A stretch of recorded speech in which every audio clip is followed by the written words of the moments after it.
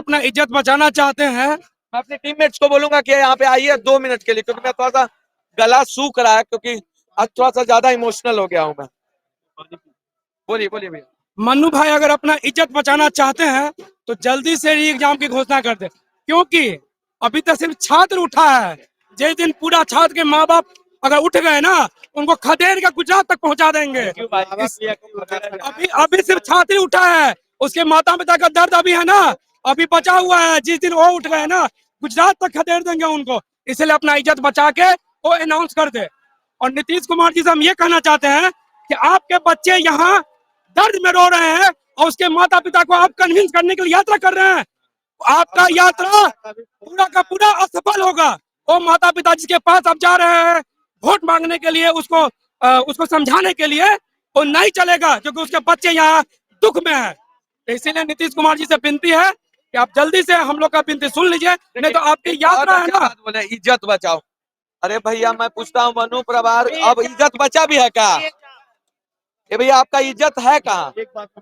मैं कहता हूँ इतने लोग हैं, अगर मनोज भाई पोस्ट से हटा दिए जाए, उनका कोई वैल्यू है? इज्जत दीजिएगा? बिल्कुल। अरे मैं तो ना चाय वाला से कम इज्जत दूंगा उस इंसान को, चाय वाला से कम। इज्जत कैसे होता है? मैं उसे भगवान मानता हूँ, क्योंकि उसके हाथ का चाय पीता हूँ। लेकिन मनु परमार को सिर्फ इज्जत इसलिए है ना कि वो कुर्सी से बना बैठा है। लेकिन ये मेरे भाई का इज्जत, इसका नाम नहीं जानता हूँ, लेकिन मैं इनसे सोल से कनेक्टेड हूँ। जानते हैं क्यों? क्योंकि ये अच्छे इंसान है, इनको अपना राइट्स पता है और अपने राइट्स के लिए लड़ रहे हैं। अरे तुम तो ऐसे चोर हो जो इनके सपनों को चुरा कर अपने घर का महल बना रहे हो, अपने बच्चों का भविष्य बना रहे हो। मैं लिख के देता हूँ कि तुम्हारा ना घर अच्छा होगा और ना तुम्हारा भविष्य अच्छा होगा। मैं ये वादा करता हूँ। ये कहना चाहूंगा, हम सारे छात्र, मैं बार बार तमाम मीडिया के मेरे दोस्तों से, जो भाइयों से बात हो रही है, मैं यही कह रहा हूं, हम लोकतांत्रिक लोग हैं। जितने भी यहाँ छात्र हैं, हम लोकतंत्र में विश्वास करने वाले व्यक्ति हैं। और हमारा विश्वास हर उस सिस्टम और हर उस व्यक्ति के साथ नहीं है जो लोकतांत्रिक नहीं है और जो लोकतंत्र पे एक धब्बा है। और अभी चाहे वो सरकार हो, चाहे वो चेयरमैन हो, जो गतिविधियां रही हैं, लोकतंत्र पे धब्बा लग रहा है बिहार में। लोकतंत्र की भूमि, पहला रिपब्लिक हमारे बिहार ने दिया, लेकिन इस लोकतंत्र पे अभी धब्बा लग रहा है। और ये इस पूरे 70वीं बीपीएससी में चेयरमैन साहब की जो भूमिका है वो संदिग्ध। उन्होंने हमें बहुत बरगलाया। उन्होंने क्वेश्चन, अगर मैं क्वेश्चन पे बात करूं तो उन्होंने क्वेश्चन का एक स्टैंडर्ड बताया, और जब हम पेपर वहां पे जब हम खोले तो पेपर मल्टीटास्किंग लेवल का था। वो भी नहीं मनोहर पोथी से सेट किए हैं क्या आप? बिहार में बिहारियों को ये समझते हैं कि मनोहर पोथी से, और आप बता रहे थे। सवाल पूछ रहे हैं कि मनोहर पोथी से सेट किए थे क्या? आप भी तो यूपीएससी का एग्जाम दे के आए हैं ना, बीपीएससी, तो चलिए। सेटिंग वाला होगा, अपने सेटिंग वाला होगा ससुरा। अच्छा, इसीलिए जैसा पढ़ा वैसा पढ़ाएगा। अच्छा, देखिए जैसा पढ़ा वैसा पढ़ाएगा। वही मैं कहना चाहता हूँ कि वो उन्होंने एक तरह से पूरा गेम खेला, हमें बरगलाया, हमें भटकाया, हमें ये बताया गया कि तो हम एनसीईआरटी पढ़ने लगे, ये करने लगे, और उन्होंने ये किया। और दूसरी बात कि ये बिहार ही महात्मा गांधी जी को महात्मा बनाया था, और एक आप है जिसे हम चोर कह रहे हैं। तो ये फर्क है, आप दोनों गुजराती हैं, लेकिन आपके करतूतों के वजह से आपको चोर कहा जा रहा है। इसलिए जल्दी से री एग्जाम लीजिए, और जो भी बची खुची इज्जत है हम उसको बचाइए। हमको क्या लगता है, बैलेंसिंग ऑफ पावर में गांधी जी आके हीरो बने तो ही जीरो बनेगा। एगो हीरो बना था, एगो जीरो बनेगा। क्या बोल रहे थे? मैं यही बोल रहा था कि वो बात करे हमसे, आके डेलीगेशन भेजे या यहाँ से ले डेलीगेशन बुलाए और वो बात करे। वो नहीं तैयार है तो हम भी यहाँ पे बैठे रहेंगे। गांधी वाला हमने रूप अख्तियार किया है। गांधी जी भी अनुनय विनय करके और धीरे धीरे एक एक स्टेप बढ़ते थे। हम अभी अनुनय विनय और आमरण अनशन से बैठ रहे हैं। वो दिन आएगा तो 42 का भारत छोड़ो आंदोलन भी होगा, तो फिर यहाँ से मनु भाई परमार छोड़ो आंदोलन होगा। ये होगा, वो समझ रहे। वो जो एक उन्होंने इल्जाम लगाया है, और ये इल्जाम पूरे बिहार पे लगाया है, इसलिए बिहार वासियों को भी ये सोचना होगा। हम यहाँ पे, ये बिहारी अस्मिता पे सवाल है। हम 6 दिन से है यहाँ पे, सारे मीडिया और सब उनका इंटेलिजेंस से भी वो पूछ ले, सरकार इंटेलिजेंस से पूछ ले कि एक भी अगर एक भी जो छात्र है उन्होंने थोड़ा सा भी शरारत किया हो यहाँ पे, और आप बोलते हैं हम उपद्रवी है।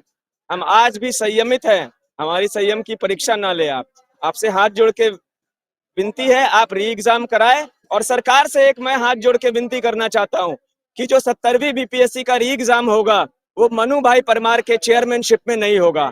उसके लिए एक नया चेयरमैन बने और उनके चेयरमैनशिप में एग्जाम होना चाहिए। और इसमें जो गड़बड़ घोटाला हुआ है, इसके लिए एक हाई लेवल इंक्वायरी, एक कमेटी बिठा के और इंक्वायरी हो। हाईकोर्ट जज हाँ, हाई की, क्योंकि परमार जी लगता है हिस्ट्री पढ़े नहीं है बढ़िया से बिहार का। बिहार अगर बुद्ध दिया है तो अशोक भी दिया है, ये उसको पता रहना चाहिए। बिहार अगर बुद्ध दिया है तो अशोक भी दिया है। और दूसरी बात, और अगर हम छात्र हैं, अपॉलिटिकल है, लेकिन आपने हमें विवश कर दिया है बोलने के लिए। तो मैं माननीय अपने मुख्यमंत्री जी से भी कह रहा हूँ कि आप हमारे दर्द को समझिए। आप छात्र से ही नेता बने हैं, आप हमारे दर्द को समझिए। हम पढ़ने वाले हैं, हम आंदोलन करने वाले नहीं हैं। हम अपने हक को मांगते हैं। आप चेयरमैन को बुला के पूछिए कि आपने 2000, मैं माननीय मुख्यमंत्री जी का बहुत ही आभारी हूँ क्योंकि उन्होंने 2000 सीट निकाला। ये किसी भी पीसीएस में निकला था, 2000 सीट निकला। हम सारे खुश थे कि बिहार में जाके काम करने का मौका मिलेगा।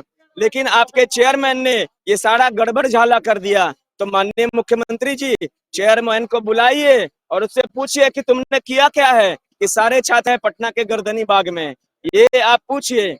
नहीं तो अगले साल चुनाव आ रहा है और अभी आप यात्रा पे है, तो बिहार के 38 जिलों से बच्चे बीपीएससी की तैयारी कर रहे हैं। आप जहाँ जाएंगे आपसे सवाल पूछा जाएगा कि गर्दनी बाग के बच्चे क्यों बैठे हैं धरना पे, आखिर ऐसा हुआ क्या? सरकार का कर लेगा अगर ये नोटिफिकेशन जारी नहीं करती है बीपीएससी तो। ये नरेटिव धवा यही गर्दनी बाग से गर्दन पकड़ने वाला इस बार। चंपारण था चोरों के लिए, चंपारण था गोरों के लिए, चंपारण था गोरों के लिए, इस बार है चोरों के लिए। सत्याग्रह जो है, चंपारण सत्याग्रह ने एक गुजराती को हीरो बना दिया और अपना शिक्षा सत्याग्रह जो है एक गुजराती को जीरो बना दिया। हमको तो लगता है कि अगला क्वेश्चन ही पूछेगा कि मन्नू महाराज चोर है कि महाचोर है।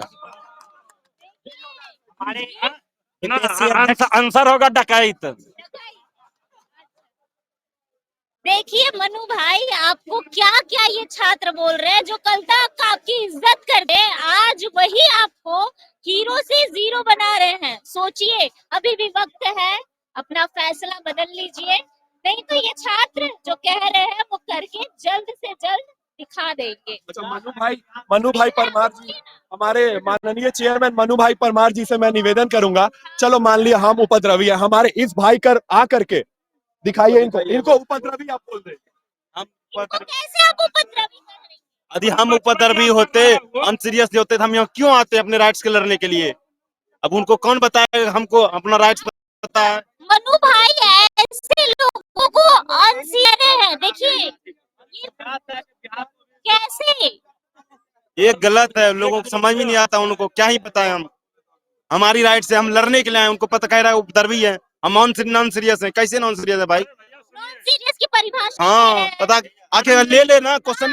और बात, अगर एक गुजराती जो है ना बिहारी को नॉन सीरियस बोला, उपद्रवी बोला है, तो प्रधानमंत्री से भी पूछेंगे, आएगा ना बिहार में जब चुनाव में, पूछेंगे कि क्या तुम पिछले बार ने टेस्ट करवाए थे ना, इस बार फिर करवा देंगे, गठबंधन में हो। इस बार फिर से डीएनए टेस्ट करवा देंगे। क्या बोल रहे थे, बोलिए, आज नहीं तो कब बोलेंगे? कहाँ गए वो भैया, इधर आइए, बोलिए क्या बोल रहे थे? नहीं, मेरी अपील आज नहीं तो कब बोलेंगे? हाँ, तो हम तो देखिए कितने दूर से ये आए हैं, विकलांग हैं, और इन जैसे छात्रों को जो मनु भाई परमार है वो अनसीरियस बता रहे हैं। ऐसे छात्र को अनसीरियस कहा जाता है क्या? मैं पूछती हूँ उनसे, बताइए। कुछ नहीं समझ में आता उनको, हमारे हक में मार रहा है, हम गरीब हैं कहाँ जाएंगे बताइए? किसान के बच्चे हैं, हाँ बस कलम के अलावा कुछ नहीं हमारे हाथ में। हाँ कुछ ताकत ही नहीं, हम लड़ ही नहीं पाएंगे। अब उस हक के लिए हमको नहीं दे रहा हक, तो हम क्या करें? ये एग्जाम चाहिए ही चाहिए हमें। आप जो बोले परमार जी इस बार री एग्जाम ले हम लोग का, नहीं तो कुछ नहीं हो सकता, हमारा लाइफ तो ऐसे ही ठप हो जाएगी, फिर क्या होगा हमारा। इनकी आवाज आप तक अगर पहुंच रही है तो समझिए इनकी पीड़ा को। और नहीं तो 20 में और 43 पे रह गए थे, इस बार 13 पे लाके रख देंगे चाचा, याद रखिएगा। हाँ आपके भी है, आके टॉन्ट मार रहे हैं ना टोंट बीच नहीं बीच मार रहे हैं। ये जो अफसर के पीछे हाँ ना करवा रहे हो ना, अफसर तुम्हारा लात मार देगा। हम तुम्हारे सपोर्टर थे, लेकिन जिस हिसाब से कर रहे हो ना, हम ही बांस करेंगे। बीच बीच में आ रहे, थोड़ा थोड़ा बोल के चले जा रहे हैं। चलिए सटायर मार रहे हैं। चलिए आइए कुछ और छात्रों से जुड़ेंगे, इधर आइए आइए आइए बोलिए। हाँ तो तमाम मीडिया चैनल से हम अपनी मांग बार बार रखते आए हैं। ये जन सैलाब तो हमारे माननीय चेयरमैन जी भी कंबल में बैठकर देख ही रहे होंगे। हमारी एक ही डिमांड है, री एग्जाम री एग्जाम री एग्जाम।